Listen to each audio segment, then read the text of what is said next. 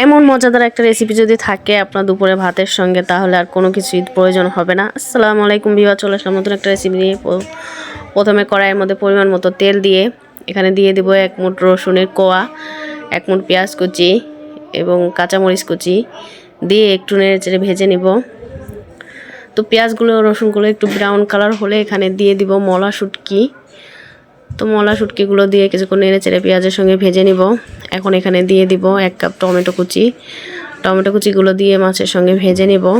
ভাজা হয়ে গেলে এখানে হাফ চা চামচ আদা বাটা দিব আর হাফ চা চামচ রসুন বাটা দিব, দিয়ে 1 চা চামচ লবণ, হাফ চা চামচ হলুদের গুঁড়া, হাফ চা চামচ জিরা গুঁড়া, হাফ চা চামচ শুকনো মরিচের গুঁড়া দিয়ে নেড়েচেড়ে কিছুক্ষণ ভেজে নিব। ভাজা হয়ে গেলে এখন এখানে দিয়ে দিব সামান্য পরিমাণে পানি। পানিটা দিয়ে কিছুক্ষণ রান্না করে নিব।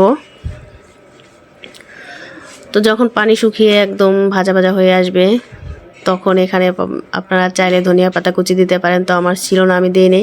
এভাবে একবার হলেও শুটকি ট্রাই করে দেখবেন।